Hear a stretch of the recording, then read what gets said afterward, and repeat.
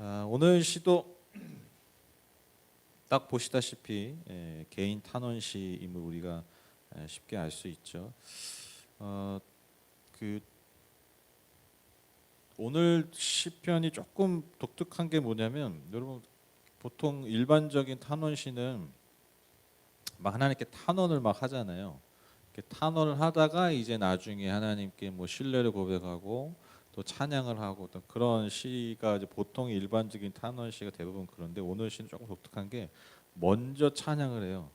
먼저 구원을 받은 자기가 예전에 경험했던 그런 구원에 대한 감사, 찬양 이렇게 하다가 갑자기 이제 중간부터 탄원과 간구로 끝을 맺는, 조금 다른 일반적인 탄원 시와 조금 다른 독특한 면이 있습니다. 1절 2절 보시면, 내가 간절히 주님을 기다렸더니 주님께서 나를 굽어보시고 나의 울부짖음을 들어주셨네. 주님께서 나를 멸망의 구덩이에서 건져주시고 진흙탕에서 나를 건져주셨네. 내가 반석을 딛고 서게 해주시고 내 걸음을 안전하게 해주셨네. 우리가 여기서 알 수 있는 게 뭐냐면, 과거에 시인이 하나님의 어떤 절대적인 도움, 하나님의 절대적인 구원의 손이 필요할 때가 있었다라는 것이죠. 바로 그때 그가 하나님 앞에 간절히 주님을 찾고 기다리고 울부짖었더니 그 기도에 응답하신 경험을 지금 고백하고 있습니다. 2절에 보면 멸망의 구덩이라고 표현할 만큼 아주 고통스러운 상황이었음을 우리가 짐작할 수 있고, 그러한 상황에서 건져주신 거예요. 여러분, 우리도 좀 어려운 상황들이 있잖아요. 그런데 이제 와, 나 그때 멸망의 구덩이 같았어, 이런 상황 쉽지 않잖아요. 그렇죠? 물론 이제 시적 표현이긴 하지만, 시적 표현이라는 게 좀 과장된 것도 없지 않아 있겠지만, 어쨌든 내 삶의 어떤 멸망의 구덩이라고 얘기할 정도로 굉장히 극심한 어려운 상황이었다는 거죠. 바로 그 상황에서 하나님이 건져주신 거예요. 그러니까 그 은혜의 기억이 얼마나 특별했겠습니까? 그런데 단지 건져주신 것, 즉 구원해 주신 것에 그친 것이 아니라 그의 삶을 반석, 여기서 성경은 반석은 안정의 의미, 또 평안의 의미, 여러 가지 어떤 그런 좋은 의미잖아요. 그러니까 하나님께서 그의 삶을 안정적이고 안전하게 평안하게 그 반석 위에 서도록 그 걸음을 끝까지 인도해 주셨다라는 것입니다. 그러니까 죽어가는 사람을 건져주고 빠이빠이 한 게 아니라 그의 삶 전체를 하나님이 반석 위에 세우셨다라는 거예요. 그러니까 얼마나 그가 경험한 은혜의 크기가 큰지 우리가 1, 2절을 통해서도 알 수 있습니다.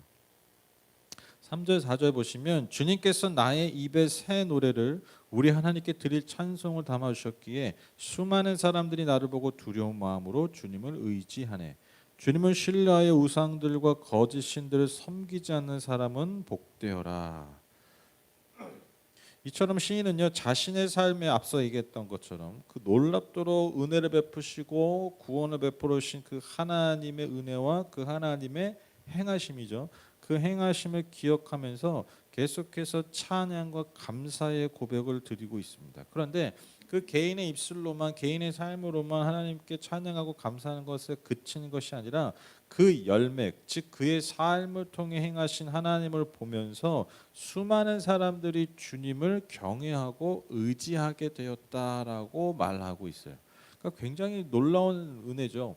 그러니까 내 하나님이 나를 구원해 주시고 내 삶을 반석에 세워 주신 것, 그래서 그것이 너무 감사하고 그것을 찬양하고 그런 삶을 머무는 것이 아니라, 그런 내 삶의 열매와 내 삶의 모습을 보고 사람들이, 주변 사람들이 소위 말해서 은혜를 받는 거예요. 은혜가 흘러가는 거예요. 그래서 하나님을 경외하고, 즉 하나님을 섬기는 자의 자리로 사람들을 이끌고 있다라는 거죠. 그러니까 이게 너무, 이게 아주 전형적인 것이죠. 그러니까 하나님이 우리에게 원하시는 삶, 하나님이 기뻐하시고 하나님이 받으시는 예배와 그 예배의 삶이 뭐냐? 그냥 딱 이 모습이에요. 여러분, 왜 하나님이 이스라엘 백성들을 애굽에서 구원하셨습니까? 왜 출애굽하셨습니까? 불쌍해서? 맞죠. 불쌍해서 건져주셨죠. 그렇죠. 근데 그게 다일까요? 아니죠. 왜 그들을 구해 주셨을까요? 왜 출애굽하게 하셨을까요? 내가 사놓은 땅 주려고? 유산으로 불쌍한 애들 땅 주려고? 야, 내가 니들 불쌍해서 땅 사놨거든, 땅 마련했거든, 내가 그거 줄게, 거기서 살아라잉. 그러려고 하셨을까요? 물론 땅 주려고 하신 거 맞죠? 자, 중요한 질문이 있죠. 그러니까 왜 불쌍한 그들을 구원하시고 왜 그들에게 땅을 주셨냐? 이게 굉장히 중요합니다. 그래서 하나님께서 그들과 언약을 맺으실 때 시내산에서 언약을 출애굽한 다음에 시내산 가서 모세를 통해서 언약을 맺으실 때 그들이 하신 말씀이 뭡니까? 핵심적인 말씀이 이거죠. 내가 너희를 거룩한 나라 백성으로 삼았다. 제사장 나라 삼았다. 이거예요. 이게 핵심이에요. 그러니까 구원의 핵심이 그러니까 구원의 열매가 그거예요. 내가 너희를 거룩한 백성, 하나님의 나라, 제사장 나라 삼았다. 그게 계약 체결의 유일한 조건이에요. 그러니까 구원받은 그 은혜와 그 삶의 열매를 통해서 거룩한 나라, 제사장 나라로서의 삶을 그 삶의 열매를 맺어가는 거. 여러분 예수 그리스도를 통해서 우리가 구원받지 않습니까? 왜 하나님 우리를 구원하셨을까요? 불쌍해서. 뭐 천국에 저기 맨션 하나 사놨는데 그거 주려고? 둘 다 맞죠. 뭘 하려고 주시려고 또 불쌍해서 구원하시 다 맞는데 그게 결론이 아니라는 거죠. 바로 저와 여러분 통해서 이제는 뭐 하나님의 나라 그게 교회잖아요. 하나님의 나라. 뭐 교회가 하나님의 나라다. 아까 그죠. 교회가 하나님의 나라죠. 근데 하나님의 나라가 교회다는 건 조금 부족해요. 하나님 나라는 좀 더 큰 개념이니까. 어쨌든 교회라는 공동체를 통해서 하나님의 사람들을 통해서 그리스도인들을 통해서 하나님이 계속해서 하나님의 나라를 이루어 가시는 거죠. 즉 그 구원의 은혜를 계속해서 흘려보내고 사람들을 살리는 거. 여러분 이게 핵심이에요. 이게 핵심. 이게 우리가 구원받은 우리가 공동체로 모인 열매라는 것이죠. 그래서 우리의 눈은 항상 그 그리스도인들은 교회 공동체 생활을 통해서 항상 안과 밖을 균형 있게 보는 눈이 참 중요합니다. 안과 밖을 균형 있게 보는. 그래야 여러분 건강한 공동체, 건강한 인격체로서의 몸이 되는 거죠. 여러분 요즘 그 학부모들 뭐 문제 많잖아요. 지금 요즘 나오는 게 다 그런 거예요. 제가 정말 제 평생에 있어서 잊지 못할 말을 제가 어제 들었는데 그게 뭐냐면 그 요즘 뭐 대전에 또 한 교사분이 목숨을 자살하셨는데 그 가해자 부모 중에 이제 가해자가 4명이나 되더라고요. 가해자 부모가 이제 네 명이 있는데 그 중에 한 분이 뭐 해명이라고 글을 올린 거예요. 뭐 이렇게 해서 뭐 오해가 있다, 뭐 억울한 거 있다, 물론 뭐 잘못한 거 다르게 받겠다. 근데 그 사람이 그 벌어졌던 상황을 설명하면서 뭐라고 표현했냐면 내 아이 손이 친구 뺨에 맞았다라는 표현을 쓴 거예요. 그래서 일이 벌어졌다라는. 여러분 이 말이 이해되세요? 내 아이 손이 뺨에 맞아서 뭘 해서 불려가서 뭐 그게 자기가 볼 때 너무 아이한테 충격이 돼서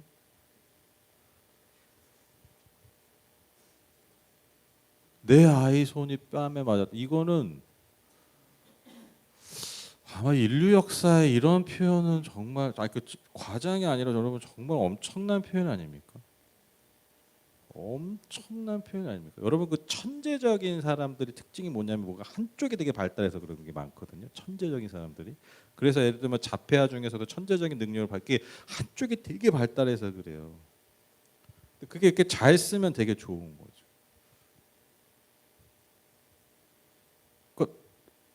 그러니까 좀 죄송한 표현이지만 어떻게 보면 비정상인 거죠. 밸런스가 무너진 거니까. 이 표현이 딱 그런 표현 같은 거. 어떻게 이런 표현을 생각할 수 있을까? 이거는 있을 수 없는 표현이잖아요. 그렇죠? 내 아이 손이 친구의 뺨에 맞았다.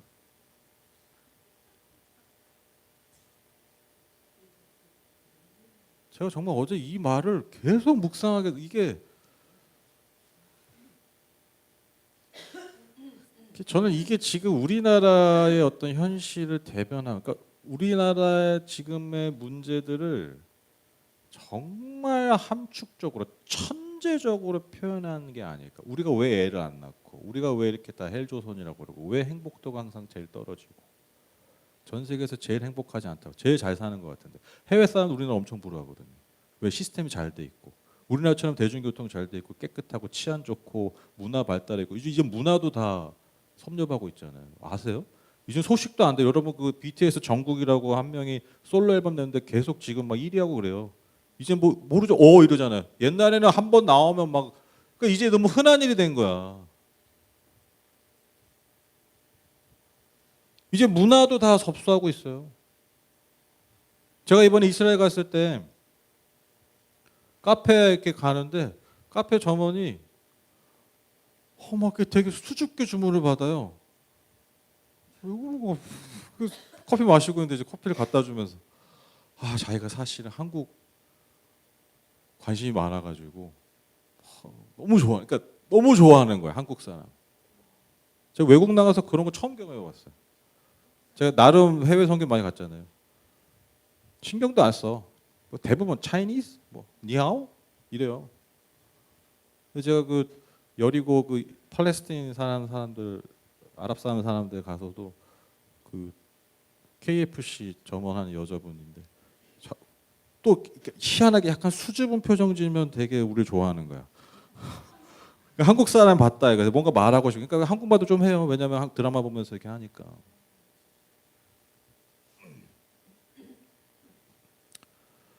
진짜 우리나라 위상이 이렇게 달라졌구나. 제가 20년 넘게 설교 다니지 않았습니까? 여러분 다 부러워요 세상 사람들이. 이번에 코로나도 3년 지난 가장 선제적으로 가장 모범적으로 코로나를 잘 대응한 나라가 또 우리나라 아닙니까? 다 극찬했잖아요. 진짜로 극찬한 거라니까요. 이거 뭐 우리가 평가한 게 아니에요. 다 해외 언론과 해외 외신들, 해외 일반 사람들 다 동일하게 평가한 거예요. 우리나라가 그런 나라라고요. 그러니까 하나님 주신 게 굉장히 객관적으로 정말 훌륭하고 좋은 것들이 많은데 왜 우리는 이렇게 살까? 왜 우리는 이렇게 우리의 삶을 이렇게 여길까? 저는 그 많은 그 답을 저는 어제 그 말에서 찾았어요. 내 아이 뺨이 내 아이 손이 그러니까 뺨을 맞았으면 도대체 어떻게 했을까 그 여자가. 내 아이 손이 친구 뺨에 맞았어. 그러니까 뭐예요? 우리만 보는 거예요. 나만 보는 거예요. 나만. 극단적으로 나만 보는 거예요. 극단적으로. 그러니까 천재적인 게 발휘되는 거예요. 극단적으로 나의 만족, 극단적으로 나의 아이, 극단적으로 나의 상황에만 몰두하는 거예요. 그러니까 당연히 만족이 없죠. 당연히 이상한 것들이 나오는 거예요. 나만 보니까 내가 없는 거, 내가 불편한 거. 그리고 그래도 나만 보니까 또 어떻게 삽니까? 나만 위해서 살잖아요. 나만 위해서. 여러분 하나님이 인간의 삶을 나만 위해서 살 때 행복하게 만드시질 않았어요. 그게 하나님의 기본 인간을 만든 기본값이에요. 아무리 인간의 형상이 어그러져도 우리 안에 하나님의 형상이 있기 때문에 말씀드렸잖아요. 하나님 그분 자체도 삼위로 존재해요. 제가 이거 삼위일체를 아주 간단하게 이해하라고 하나 말씀드렸죠. 하나님이 세 개인데 하나고 세 개인데 이게 뭔 말이에요? 이렇게 생각하지 마시고 그냥 하나님은 태초부터 관계로 존재하셨다. 그냥 이것만 기억하시면 돼요. 하나님은 관계로 존재하신다. 그분도 관계로. 그러니까 나만을 생각하시는 게 아니에요. 나만 홀로 이게 아니에요. 관계로서 존재할 때 그러니까 나와 너와 우리를 생각하며 존재할 때 우리가 말 그대로의 존재가 되는 거예요. 그게 무너져 버려요. 극단적으로. 그러니까 저는 너무 놀라운 표현이어가지고 욕도 안 나오더라고요. 무슨 말인지 아죠? 어떻게 보통 진짜 이게 이런 표현도 이런 생각이 안 나. 왜냐하면 너무 천재적인 표현이었어. 그렇게 웃어야 돼. 네, 너무 기가 막힌 표현이어가지고. 생각해 보세요, 여러분. 입장문이라고 내놓은 글에다 그런 표현을 썼어요. 무슨 말입니까? 아무 생각이 없이 쓴 거잖아요. 그 사람이 너무 자연스러운 거잖아요. 그 사람이 너무 당연한 거잖아요. 그게 현실이라는 거예요. 입장문이나 내놓은 거에다 그렇게 썼다니까요. 예전의 글이 아니라 사람들이 하도 욕해가지고 내가 억울합니다라고 쓴 게 그거예요.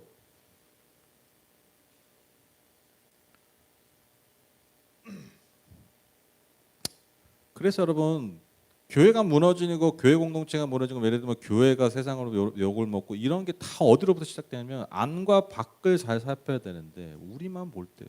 지금 우리 한국교회가 그런 거잖아요. 우리 건물 세우고 우리의 힘을 길러내고. 그러니까요, 뭐 섬겨야 됩니다. 뭐 해야 됩니다. 뭐 밖으로 이웃 돌봐야 됩니다. 이게 밖을 향한 것 같잖아요. 근데 그게 사실 우리를 위한 거라니까요. 그래서 항상 그게 사실 우리를 위한 거예요. 왜 하나님이 우리를 거룩한 나라, 제사장 나라 삼으라고 하셨을까요? 그걸 하나님 우리 부려먹으려고 네가 니들 남 타인을 왜 살아야 돼? 뭐 이런 게 핵심이에요. 그게 우리를 지키기 때문이에요. 그게 가나안 땅에 이스라엘 백성을 지키는 거잖아요. 그렇게 안 하니까요, 가나안 땅에 그 하나님 약속하신 땅에 그들을 토해내 버리죠. 왜?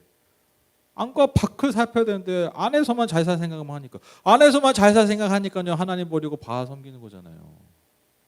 더 잘 살라고, 더 풍성하게 풍요롭게 살라고. 그러니까 그 땅이 오히려 그 백성을 토해내버려. 그러니까 늘 반복되는 패턴이에요. 늘 반복되는 패턴. 그래서 우리가 그리스도인으로서 우리가 받은 은혜를 잘 흘려보내야 됩니다. 우리가 은혜를 받았으니 그 복음을 증거해야 되는 삶을 살아야 됩니다. 이게 별말 아닌 것 같은데요. 굉장히 중요한 말이에요. 사실. 오늘 이 시인이 오늘 4절하다 끝나겠다.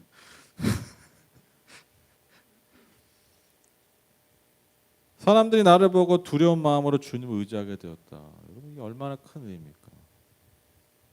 또 이게 우리 삶을 지키잖아요. 그렇죠? 누가 나를 통해서 하나님을 알게 돼요. 그러면 어떻게 됩니까? 내 삶이 더 나를 지키게 되죠. 그렇죠? 그게 은혜라는 것이죠. 그래서 여러분, 이 시인은요, 단지 자신의 구원만을, 자신의 어떤 삶의 문제를 해결하는 것에서만 그의 삶을 멈춘 것이 아니라, 여러분, 그의 삶을 통해서 하나님을 증거하는 삶을 살아왔었다라는 것입니다.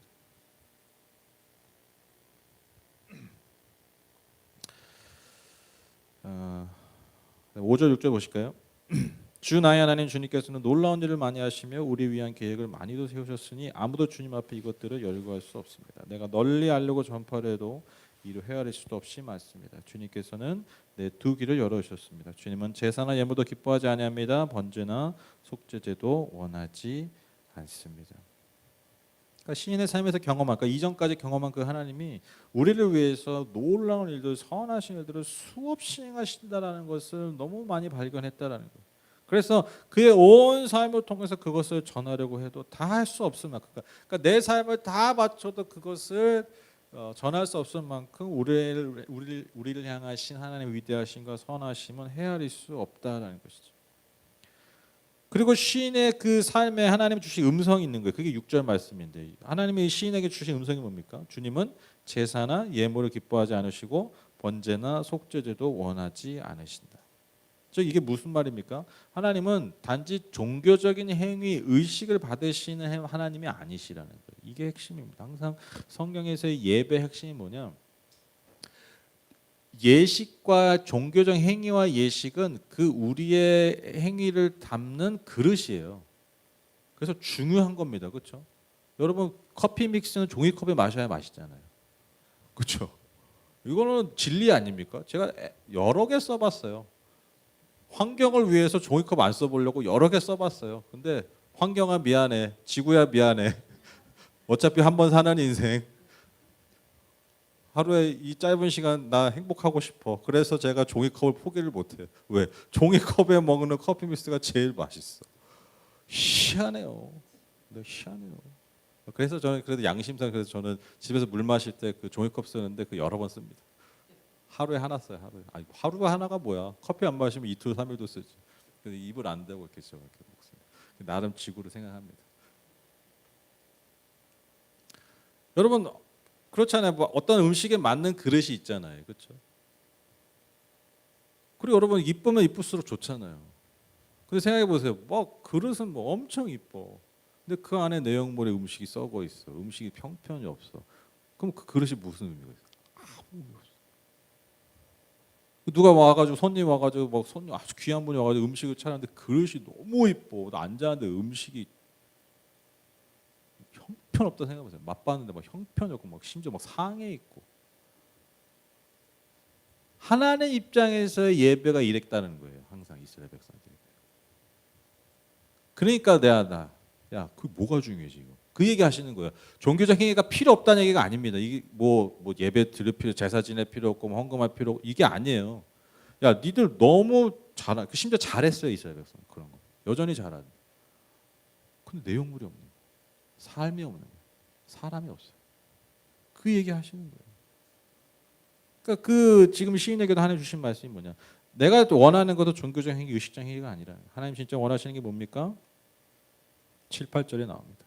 그때 나는 주님께 아뢰었습니다. 나에 관하여 기록한 두루마리 책에 따라 내가 지금 왔습니다. 나의 하나님, 내가 주님의 뜻 행하기를 즐거워합니다. 주님의 법을 제 마음속에 간직하고 있습니다. 그러니까 하나님이 기뻐하신 게 이 시인의 이 고백이었다라는 거예요. 이 고백의 삶이었다라는 거예요. 이해되시죠?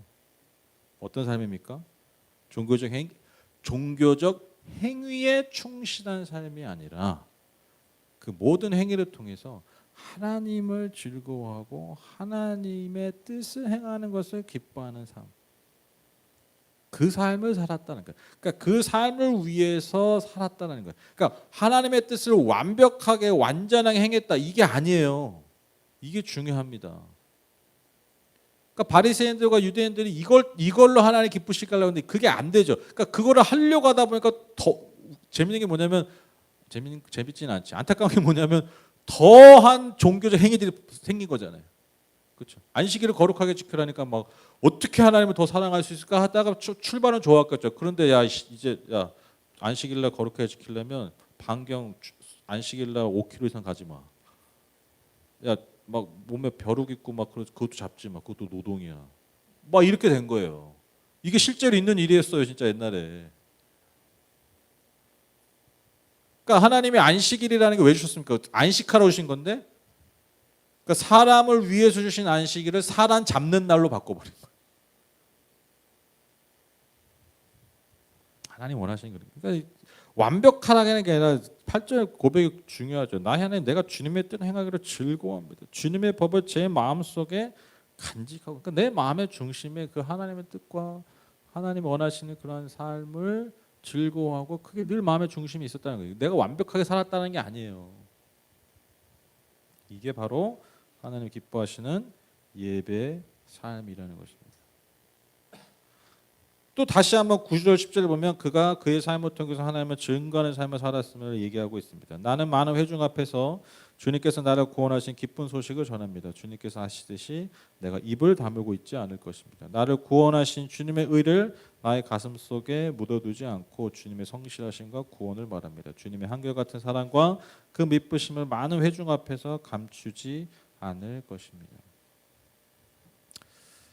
그래서 저는 이 시인의 삶을 한마디로 얘기하면 제가 어제 이런 표현을 좀 만들어봤어요. 그 워드 플레이로 어떻게 말해? 시인의 삶은 하나님의 은혜와 구원을 향유한 삶에 멈춘 것이 아니라 하나님의 은혜와 삶을 공유까지 했다라는 거죠. 이해되시죠? 이게 좀 더 잘 이게 와닿으시죠? 그러니까 하나님의 은혜를 향유하는 것, 그러니까 내가 누리는 것만에서 멈춘 것이 아니라. 향유에서 항상 어디까지 갔느냐? 공유까지 갔다. 같이 누리는 거예요. 이게 두 가지가 되게 중요해요. 두 가지가 되게 중요해요. 왜 중요하냐면 또 어떤 분 또 이렇게 얘기하면 또 뭐 이렇게 꽂히면 또 막 공유만 해봐. 그래서 여러분 전도서가 참 중요해요. 전도서. 여러분 전도서는요. 제가 전도서로 논문 썼잖아요. 전도서에 나타난 그러니까 재물에 대한 독특한 개념이 있어요. 전도서. 제가 그걸로 논문을 썼거든요. 그래서 전도서의 부의 그 특징이 뭐냐면 향유에 있어요. 향유. 그러니까 하나님이 너에게 주신 것을 잘 누려라. 이게 전도서가 그러니까 보통 이제 다른 구약 성경에 보면 대부분 하나님 주신 그 자체가 복이다. 그리고 그걸 잘 나눠라. 보통 이렇게 끝내거든요. 근데 이제 이 전도서는 그거를 향유해라. 그러니까 잘 누려라까지 얘기해요. 굉장히 밸런스가 있는 거죠. 성경이 굉장히 밸런스가 있어요. 좌파 우파 다 있어. 좌파 우파 다 있고 뭐 다 있어요. 그러니까 시대에 맞게 상황에 맞게 잘 적응하면 돼요. 그러니까 우리가 이게 너무 열심히 특심이면 이 향유, 그러니까 하나님의 은혜를 주신 거잖아요. 왜 주셨어요? 첫 번째로 잘 누리라고 주는 거잖아요. 잘 향유하라고. 그냥 그거 가지고 주신 것도 뺏을까봐 또 이거 어떻게 이러면 안 돼. 잘 누리는 거 그것도 하나의 은혜예요. 마치 우리가 자녀들에게 뭔가 좋은 걸 줬을 때 아이들이 그걸 재밌게 놀고 잘 갖고 그거 자체가 되게 기쁨이잖아요. 그렇죠? 그렇죠? 그래서 여러분 향유와 공유가 그래서 중요합니다. 그것이 은혜에 합당한 삶의 모습이라는 거죠. 와 이제 전반부 끝났네. 큰일 났네.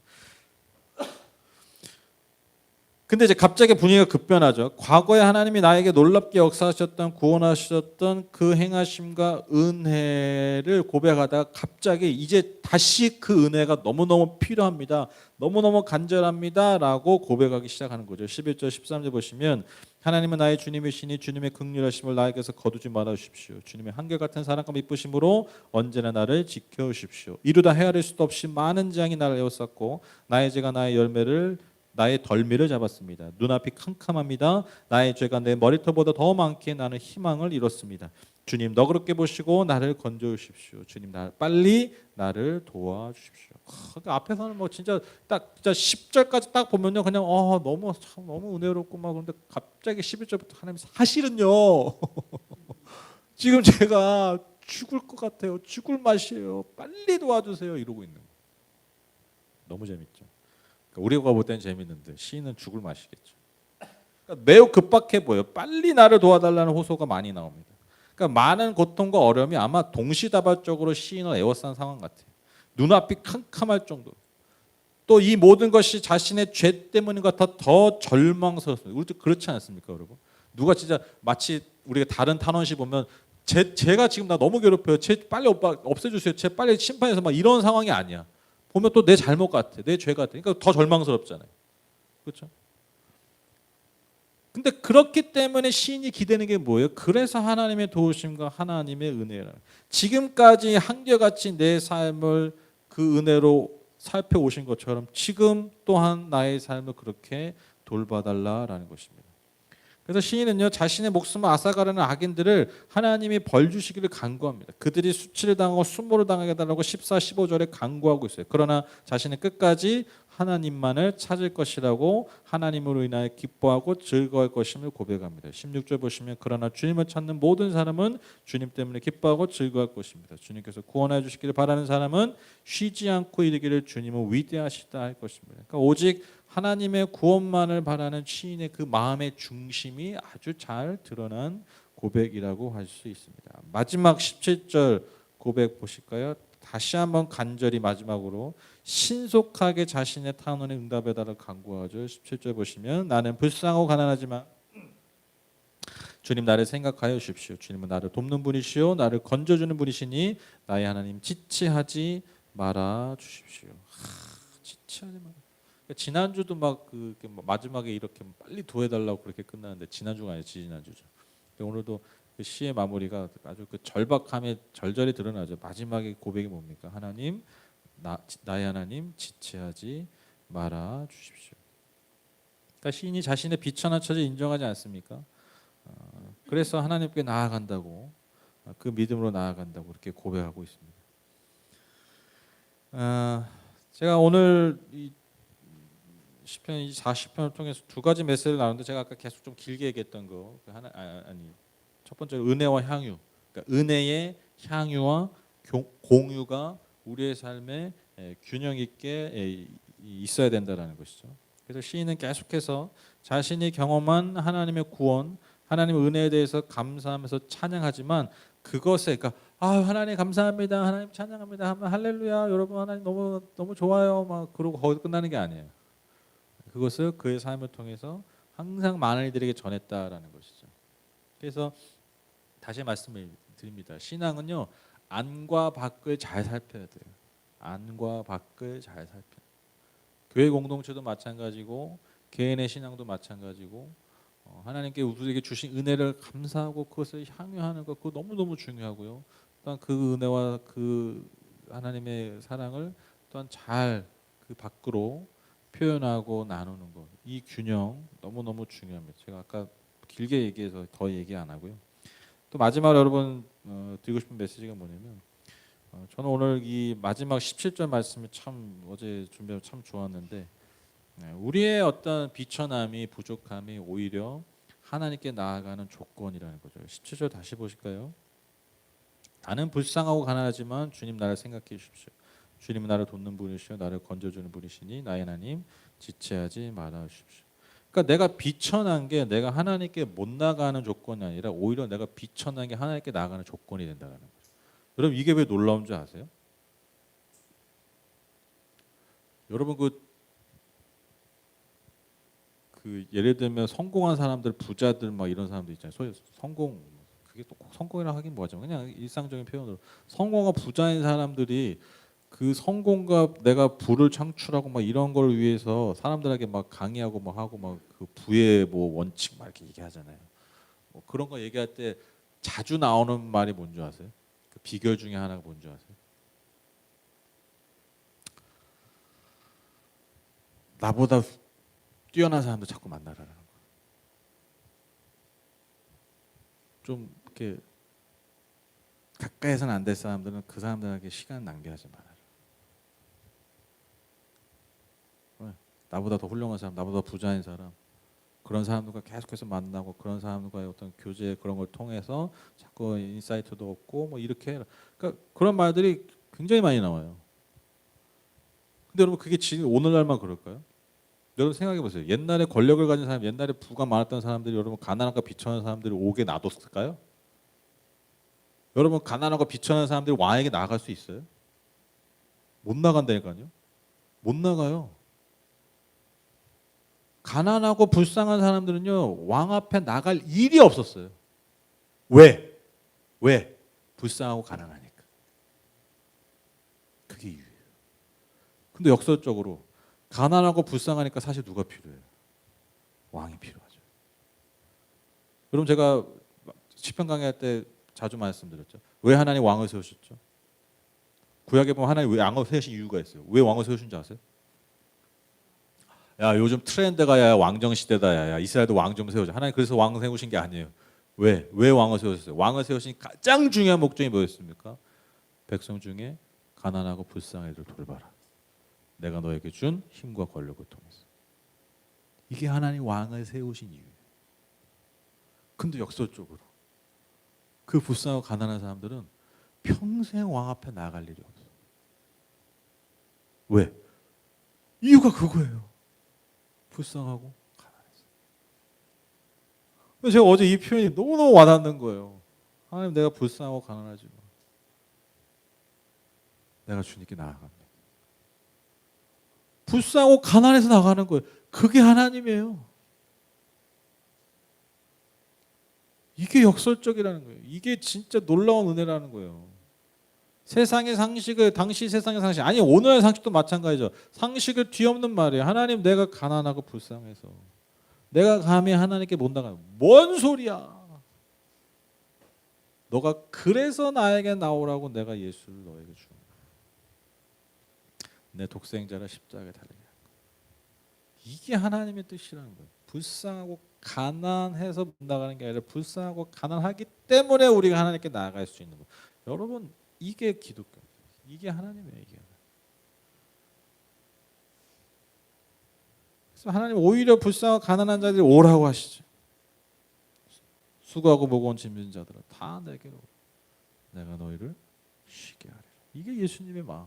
이게 예수님의 삶을 통해 드러난 하나님 아버지의 우리를 향하신 어제나 오늘이나 영원토록 변함없는 하나님의 마음이라는 겁니다. 시인은 그걸 알아. 하나님 내가 불쌍하고 가난하지만 그래서 사실은 조건이 되지 않지만 하나님께 감히 나갈 조건이 되지 않지만 아니요 하나님 사실 이것이 그 하나님의 은혜를 받기 합당한 조건입니다. 그래서 내가 나아갑니다.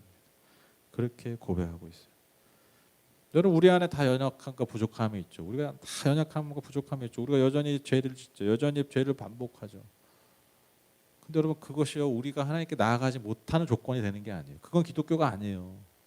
세상의 종교는 무엇입니까? 너가 하나님께 나아갈 만한 너가 신에게 나아갈 만한 조건을 충족시키라고 얘기해요. 성경은 그게 아니에요. 성경은 우리가 그걸 얘기하고 있죠. 복음은 그게 아니에요. 그러니까 복음이죠. 복음. 복음이 여러분 야 이슬람보다 무슬림보다 너희들이 조건이 조금 덜해도 돼. 이게 여러분 복음입니까? 야, 이스라엘 애들 하는 거 봐라. 하루에 5번씩 기도해. 너 뭐 저기 기도하냐? 뭐 한 달에 한 번 뭐 정성도 기도회나 참여하면 그것만 그래서 그것만 해라 그래. 한 달에 한 번 정성도 기도회 참여하면 내가 너 인정해 줄게. 여러분 뭐 이게 복음입니까? 아니죠. 그럼 뭐 아무것도 안 해도 돼. 하지마. 아무것도 하지마. 이것도 복음 아니죠. 이거는 우리를 속이는 사단의 속임수죠. 그런 게 아니라 그러니까 뭐 그런 이게 아니라 네 존재 자체가 어떠하든 간에 나는 너를 지었고 너를 사랑하고 나는 너를 원한다는 거예요. 이게 여러분 복음이에요. 이게 복음. 이게 십자가 우리에게 주는 영원토록 변치 않는 메시지입니다. 너의 조건이 중요한 것이 아니라 너를 위해서 내가 한 행위가 중요한 거예요. 너가 나한테 하는 종교적 행위의 수가 중요한 것이 아니라 내가 단 한 번 너를 위해서 십자가를 위해서 죽은 게 중요한 거야. 이게 복음이에요. 이걸 믿는 거예요. 이게 여러분 기독교입니다.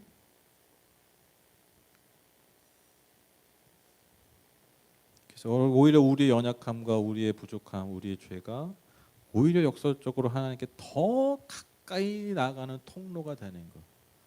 여러분 이것이 기독교이고 이것이 그리스도의 십자가를 통해 우리에게 주시는 복음의 메시지입니다.